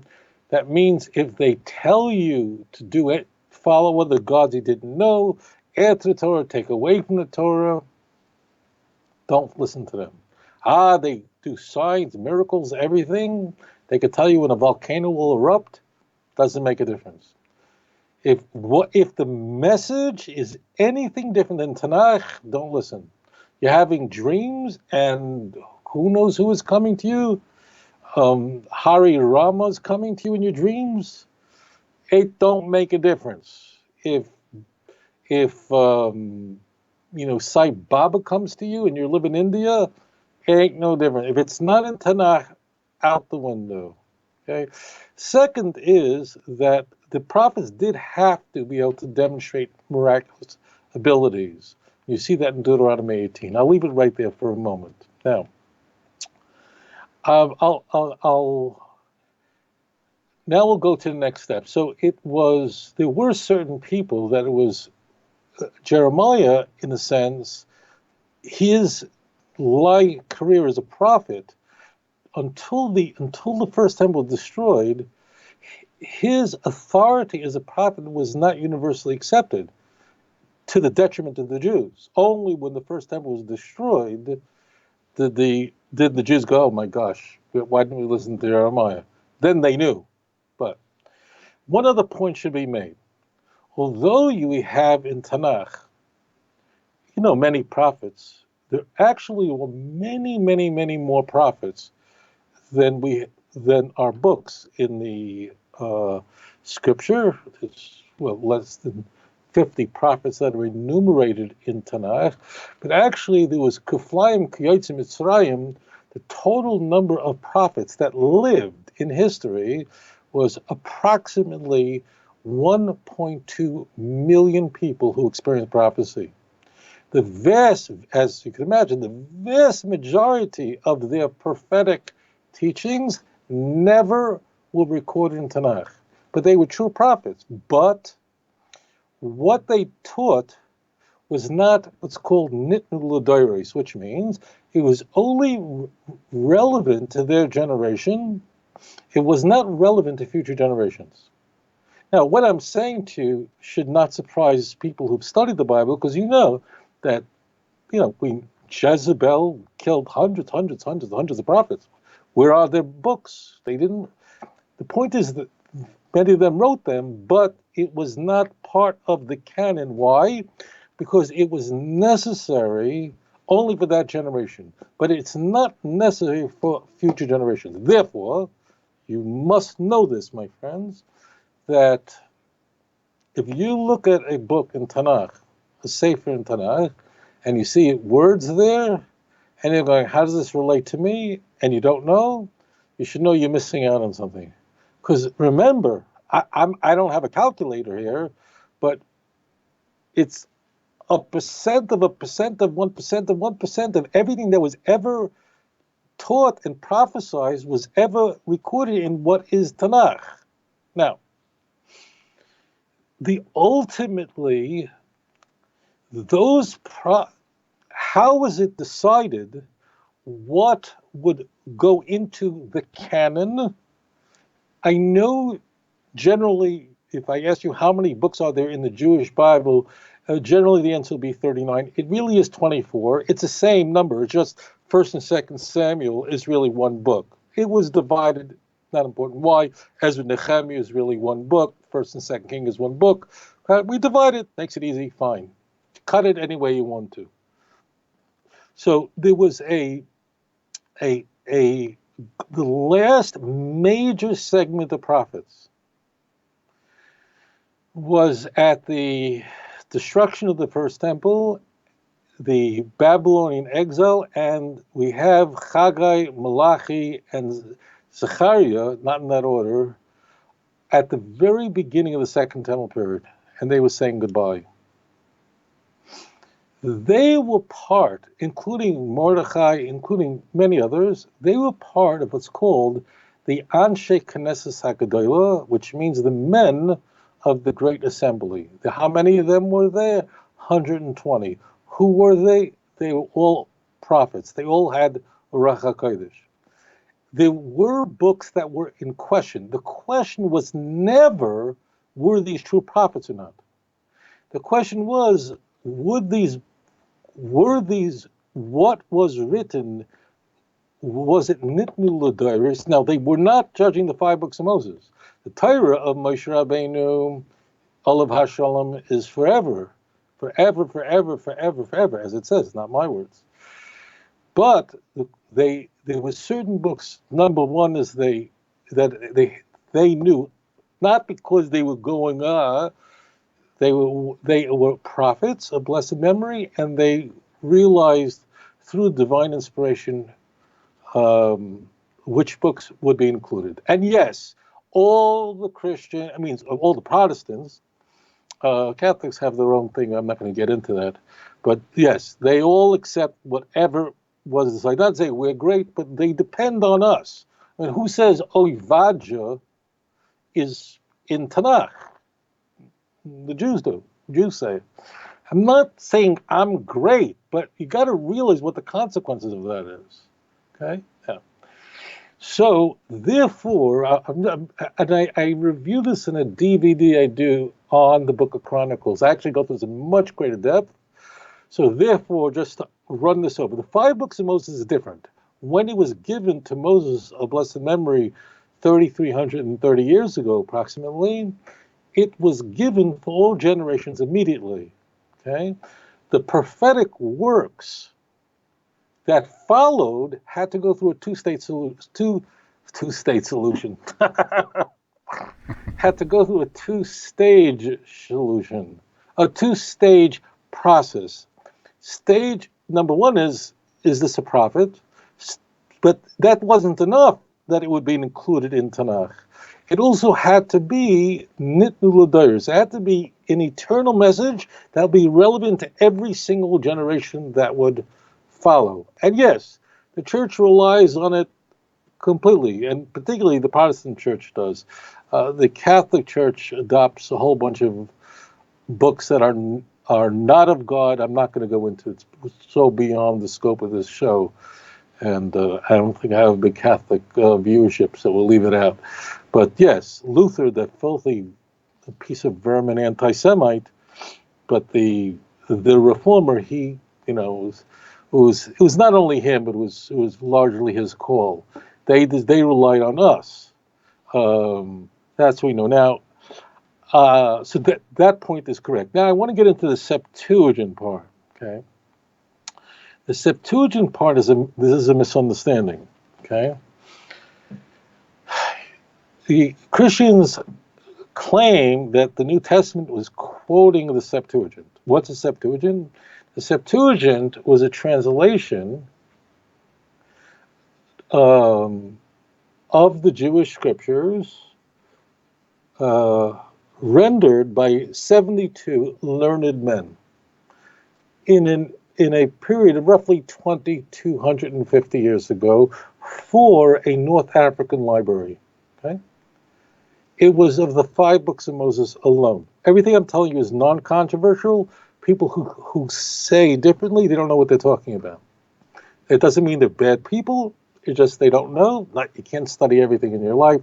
But if you go on Amazon and order a Septuagint, you get it, open the introduction, it'll tell it to you. I don't care if the Septuagint has 5,000 crosses on it.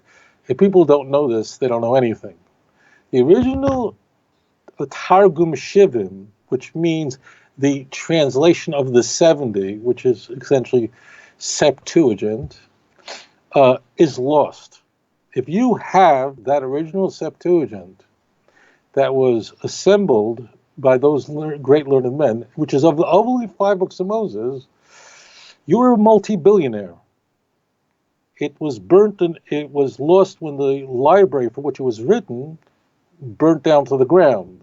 We don't have it. No one does. Now, what happened subsequently is there was a Jewish community in North Africa and Jewish communities that were Hellenized. Jewish communities that spoke Greek. And, of course, the church, everybody was scrambling. When I say everybody, I want to change that for important reasons. In the ancient world, the world was largely illiterate. It depends where you lived. If you lived in Athens, there was a higher, if you lived in Alexandria, if you came from Antioch, you had a better chance of having some knowledge. If you lived in Jerusalem, you certainly would have been more knowledgeable. If you were in the Galilee, you were, working and living in a fishing village, you were illiterate. If you were a woman, you were almost certainly illiterate. So what happened is there's a scramble for people to render the Jewish Bible in the Greek language, which was the lingua franca of the time. Now, do not think that Greek in the late ancient world is the equivalent of English today. There has never been a period in human history when a language was as universally dominant as the English language is today. Okay, don't compare the two. Okay, but we will call Greek the lingua franca because of basically one man, Alexander the Great, who will conquer everything and spread Greek everything. But people literacy, meaning just the ability to read words and write words, was a major deal. In fact, in the Christian Bible, in Acts 4:13, it admits that a number of disciples were completely illiterate. This was Now, the Jews of Jerusalem, who were rabbis and so on, they were not just literate; they were on a very, very high level, very, very knowledgeable. So therefore, the Septuagint that we have today, that you can find in the library, or you can go online. You can go online and download them. I never did, but I'm pretty much sure you could. That Septuagint is number one of Christian origin, and the word origin there is a double entendre, because the church father of the 3rd century, Origen, was the most influential person in editing this translation from a document called a hexapla, which did not survive. But he was a brilliant church father. He was no doubt the brightest church father. He wrote at least 1,000 books in his lifetime. Most did not survive. But he, Lucerne, a few others, they would ultimately shape a Greek translation of the Jewish scripture. Now, I use the word translation in quotation marks. This translation is a fraud. I wish I had a better lexicon. I'm going to rewind that for a moment. This translation is a twisted translation, or is a corrupt translation. Maybe we'll use that word, which means when Origen would come upon a passage, or Lucerne, when they came upon a passage, when Matthew is misquoting the Jewish scriptures, what do you think Origen's going to do? He's not going to be honest. It's not only him; others did it. I mean, Jerome, or late 3rd, late 4th, early 5th century. When they came upon Isaiah 7:14, okay? Matthew insists in Matthew 1:23 that Isaiah predicted that a virgin will have a child, and they will call his name Emmanuel. Well, what do you think? It actually doesn't say that anywhere. It's a complete mistranslation. If you go to Isaiah 7:14, it says, "Hine alma hara v'yoledes bein v'kara shema Emmanuel." Behold, the young woman is with a child, and she will call his name Emmanuel. It has nothing to do with the Messiah. It has to do with the Civil War. I'm not going to. It's too much to go into. But now, okay, you're the church father. Okay, you're sitting there. You've got Matthew, which by the 4th century, by the 2nd century, Matthew is well established as a full-blown gospel, as canonical. There were books that were disputed. Matthew was not one of them from a very early stage. What are you going to write when you translate Isaiah 7:14? So of course you're not going to do what the New Revised Standard Version does, which is a Christian Bible. They're honest. The New Revised Standard Version was rendered, which is a Christian Bible today. It's translated by Christians, but they're honest. And they translate Isaiah 7:14 as, "Behold, the young woman is with a child." And so does the New English Bible do that. These are honest Christians who say, "Look, we're not going to sit here and lie," and they'll write that. Okay, but this kind of, and there are a lot of others. They're obviously more liberal. This is not the kind of stuff that they're not using New Revised Standard Versions in Assemblies of God and Southern Baptist churches. So what they did is they would change the text in the translation, the Greek translation, to conform with the corruptions of the church in the Jewish scriptures. And that's what you're looking at in the Septuagint. So the Septuagint, I want to explain this because it really is quite important. One other point I must explain to you. There are actually many versions of the Septuagint. Even if you just Google it on a real scholarly website, you'll see they're actually different. It's not germane, but the key is, one thing I have to say about this point of Septuagint is that there was an original Septuagint that's very widely known. It's early attested upon, the letter Aristide, which is very ancient. We know all about it. Jerome talks about it as Introduction to Chronicle. We know all about it. It's quoted in the Talmud and Tractate Megillah, on folio 9 and so on. What happened was that this became a very famous name. Septuagint, the Targum Shevim, became a very famous. So what happened was any person or anybody who subsequently, 100 years later, 50 years later, 300 years later, created a Greek translation of the Jewish Bible, what do you think they called it? They called it the Greek translation by Bob? No, they called it the Septuagint. So the name became genericized because Septuagint, that harkens to that other Septuagint, which is gone. And in my book, I'm not trying to sell books, but if you want to, but it's available on Amazon. I'm kidding. But what we have left of the original Septuagint is 14 citations. I'm pretty sure I'm correct. I discussed this extensively in volume 2 of Let's Get Biblical. There are 14 citations in the Talmud of texts from that original Septuagint, and the Talmud is only explaining why they chose certain words, why they rendered certain verse words in a certain manner.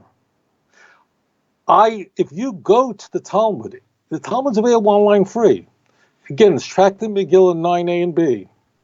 And you then compare that to today's Septuagint, you'll find only 2 of those original unique translations, which you can identify immediately, are still extant, which means the vast majority of what is in today's Septuagint, of just the 5 books of Moses, let alone all from everything from Joshua to Malachi, all Psalms, so on, none of that Septuagint that stuff was not even from the original Septuagint. So the answer, this is a very good question. I don't think anybody's ever asked it before. So there were prophets, of course, that people knew right away, like Joshua, of blessed memory, was anointed by Moses. He put his hands on him and put his spirit, and the spirit of Hashem was upon him, and the people followed him as they followed Moses. See so many passages, but Jeremiah 14 Joshua chapter 14 verse 14, and so on and so forth. Though of course there was never question of Shmuel and so on. There was, but there were other books that that this group of prophets called the Anshe Knesset HaGedolah, which means again the men of the Great Assembly. There were 120 members of this assembly. They were concerned that they would be misunderstood. They were concerned that they would be misconstrued. And I'm not going to go through it now. It's way beyond the scope of this. But there's a couple of books where people just misunderstood what the message is. Because if you're not reading it properly, you'll be off by a mile. And we see that their concern was well-founded. They ultimately were the decision makers. As just a little trivia, in Israel, in the Israeli government, Israel is a parliamentary system, and in Israel's parliament there are 120 seats. The name of Israel's parliament, of its legislature, is called the Knesset, after just naming it after that assembly, and there are 120 seats because that great assembly was made up of 120 men. Now, not everybody in the Knesset, a lot of the folks in that Knesset we could, though God forbid, compare them because some of them have a lot of problems. The last survived. Now, there was no replacement. That means if someone was in that, all the men who were part of that Knesset, all prophets, had divine inspiration, Ruach HaKodesh. But when one passed away, he passed away. There was no replacement for him. The last surviving person who was a member of the Anshe Knesset Gedolah of the Great Assembly was a great man. His name was Shimon HaTzadik. He was the high priest, and he was the last person he was the last surviving member of that. And they were the ones who essentially said these are the books. Again, they were examining, they were operating on a prophetic level, Ruach HaKodesh, but they weren't deciding, is this a false prophet or not a false prophet, as much as, is this Sefer, is this book Nitnu L'Dairis, meaning given for all generations? And also, they were very concerned that people would misunderstand it. I mean, you can look at the Book of Songs and think it's just a big erotic, a romantic book. And if you do, then you have no clue what the book is about. So, you can read passages in the book of Ezekiel and your eyes will pop out of your head. Go, why is he writing that? Well, if you don't know the context, you won't understand it. So that's a very good question. I know I gave you a longer answer than you anticipated, but it's an important question. I get it a lot. Bless you, and thank you so much for joining me right here on air. Awesome. Yeah, that was actually pretty cool. Okay, we've got time for one more question. I think I'm going to play a little sound clip here. I think I've got the right one. Let's find out if this is it real fast. I know I've got the right phone number. I just don't know if I've got the right message. Hang on. If it's from your doctor, it's not good. Go ahead. Okay, hang on. It's from your veterinarian. You're a funny guy. I thought I had it. Actually, I had it up, but it scrolled on me whenever we keep getting calls in. Okay, we actually have a bunch more calls. By the way, when you do call, I will play these. We will listen to these together, and if it's something we want to put on air, we will definitely play it when we don't have anything else to fall back on. So just sit tight. Man, we had like so many calls today. Rabbi, I apologize. I actually thought that was the right one, but that was not the right one. Hang on one second. There it is right there. 6. Let me see if that's right. Last 4 digits of the phone number. 4046. Nope. Hang on one second. Snapper. It was such a great one too. If I can't find it, I'll try to tell you what the question was. 40. Take your time. Try to find it. Okay, I have all night. Hey, tell us. 1 o'clock in the morning. Here. Tell us more details about your trip to Houston. When it is, how long you're going to be staying. I mean, the key is this. I'm seeing my family. I have a lecture at a number of schools in New York, so those are not open to the public.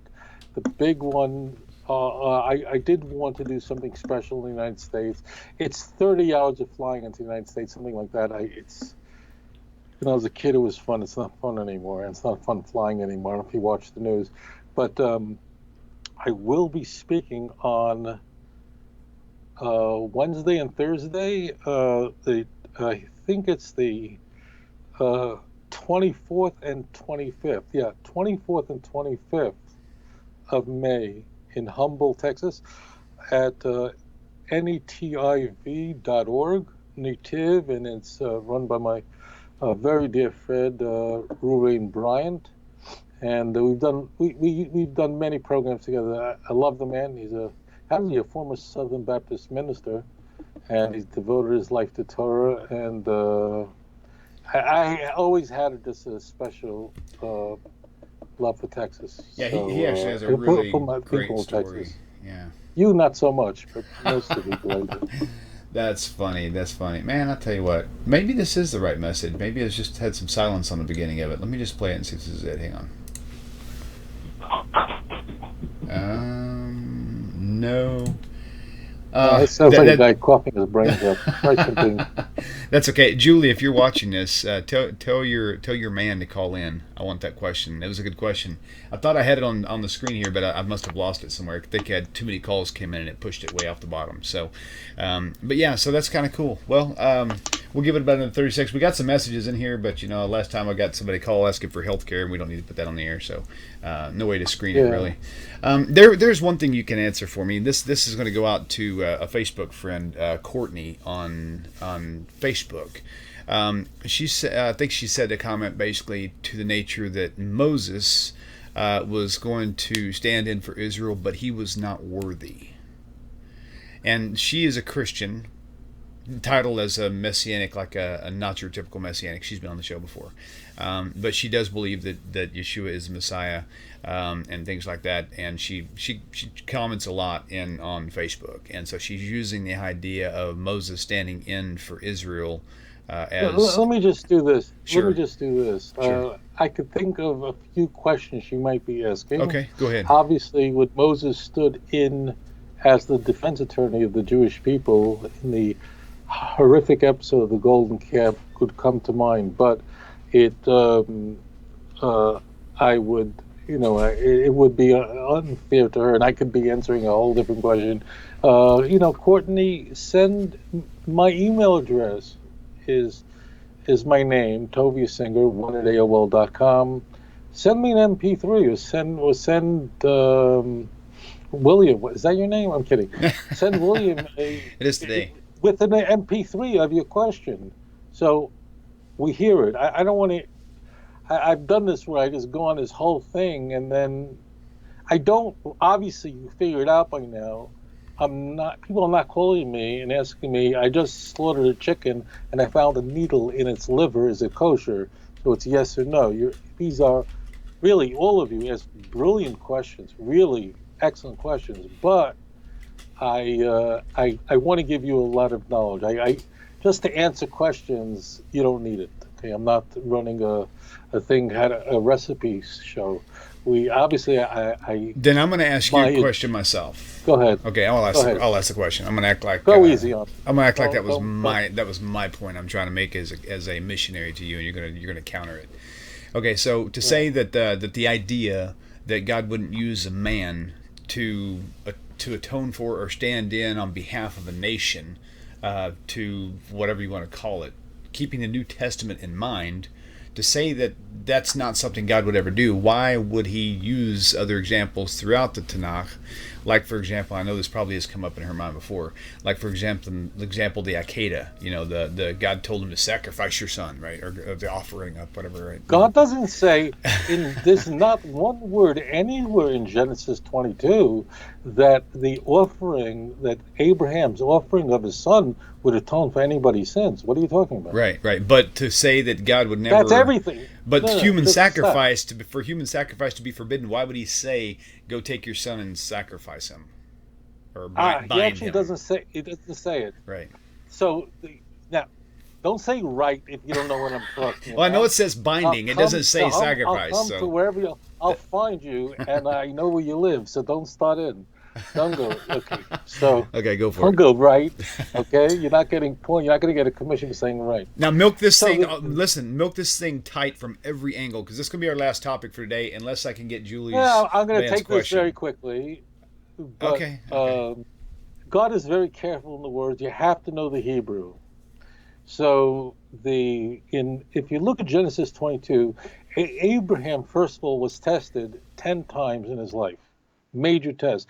Of all the tests he was given, and you could see it when God said, go leave your home, where you live, your birthplace, all these were tests. But the only time it says in the text that God tested Abraham, means it's saying from the outset that this is a test. It's not, is Genesis 22. But actually, the word there is kill him does not exist there. I know it shocks everybody. I have no idea what the English translation is. Cool. But actually, it says there, and raise him up for a olah, which means to raise up. Now, you could play on words that this is an olah offering, but the word shochet, the word slaughter, that word does not exist there. God's not going to lie. That means raise him up. And Isaac was raised up. And Isaac was so holy that he actually was of the patriarchs. He was the only one who never left the land of Israel. He was so holy. So there is a play on words. I say this to my beautiful friends. Don't be angry. Get smart. Learn biblical Hebrew. It's so easy. Until you do, I know what you're saying, Rabbi, I'm not. Then you have to have invest in in Judaic Press Art Scroll with a lot of commentaries who are going to point out the subtlety of these words. But it does not say kill this child. Okay? Now, Abraham understood it that way, no question. And God came to him and said, don't touch that child. Okay? But God never, if you look at the Hebrew, it doesn't say that.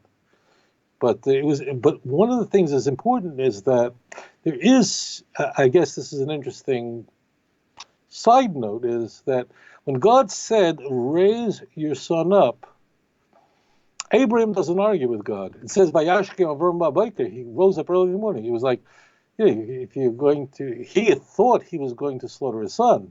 You think he'd put it off, wait, I just gave him, braces, and maybe we'll do it at 4 in the afternoon. Abraham did it the first thing in the morning, got up early to perform the will of Hashem. But he never bargains with God, if you notice. He never says to God, but he didn't do anything wrong, okay? Because there was no reason given. But it's interesting that you see in just a few chapters earlier, in Genesis chapter 18, at the end of the chapter, when God explains to Abraham that I'm going to kill, and there he says, I'm going to destroy Sodom. And the Hebrew cannot be misconstrued. So, and because of the sins of the city, so then once God gives a reason, Abraham is in a sense bargaining with God. This is, again, it's to illustrate to us who Abraham, what kind of man he was. So there, Abraham is already going, but what is the world going to say if there are at least 50 people in the city who are righteous, lest there be 40, 30, and there was nothing left, and ultimately Sodom was destroyed. But actually, if you look at the Hebrew, there's no word that says there, kill your son. Abraham understood it to be that way, and in fact, Isaac was raised up. Olah means to uplifted. So there's a play on word, but there is never a time where it says kill him. But you can't compare it to Christianity or vicarious atonement, anything remotely resembling that, because there's nowhere where it says anybody died for anybody's sins.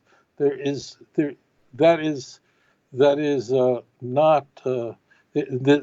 no parallel to it, because dying for somebody's sins or dying for the benefit of a harvest or whatever people killed, I mean, human sacrifice for the benefit of a harvest or your wife having another baby, or people would bury their babies under a post of a new building and bury the children alive for whatever, to have good wine and to win in war. All this stuff is a filth and an abomination. And you see the tragedy of Yiftach in the book of Judges of that. So that's the key. The key is the biblical Hebrew. Be very careful with it. And that's why I tell people say to me, biblical Hebrew is hard. It's really not easy. But, if you don't learn biblical Hebrew, I can't make you. I'd like to. But then you can't just walk around with a translation of the Jewish Bible and think you're going to understand it. I really would love it if you just, but if you don't, and you don't have a operating knowledge of Tanakh, you need the super commentators. They're not magicians. Right. We don't have fancy texts, but they are going to correlate all these texts, point out the root words, and say, look here. I mean, did Reuben really sleep with his father's wife? He actually slept with her, had sex with her? Did Jacob fight with God? Well, if you're not familiar with a verse in Hosea, if you're not familiar with 1 Chronicles chapter 5, verse 1, you'll think so. You think God knows what. So it's not magic. They're just putting it all together. I mean, Rashi, Maimonides, Nachmanides, all these, Barbanel, all these great sages of blessed memory, to whom I'm totally indebted to. Without them, I'd be lost. But they are coalescing all this information. So invest, I do say this to you, invest not in a one-volume Jewish Bible, Hebrew, English. You're going to be lost. Invest just Isaiah alone, It's whatever it is. Judaica Press has 2 volumes, I think, or our school has 1 volume, and so on. There you have those super commentaries are going to just say, okay, look here, and then put it there. They go, oh, now I got it. Okay, there's no magic going on. But if you don't get 1 volume with a translation, you might understand some of the texts. You pretty much get the 10 plagues. You'll have questions, but you're going to find yourself largely lost, depending on the books. Especially once you get into the 15 latter prophets, and you get into the writings, you're going to find yourself in enormous trouble. So do what I tell you. Awesome. Well, it's been a great show, Rabbi. I really appreciate your time. Oh. And ladies and gentlemen, don't forget to go to outreachjudaism.org to order your 2-book volume set. If you've already got the books, man, buy another set. I'm telling you, there's tons of people out there who need this information, can use this information, and more importantly, buy you an extra set. Keep one in your truck, your car, on your bicycle, in your taxi cab. Hey, whatever you try. Rabbi, it's been fun. I can't wait to see you again. Shalom, everybody, and we'll see you guys same time, same place next week. Take care, everyone. Shalom. אני אתה אתם תמיד כולם ביחד חשוב מכל חשוב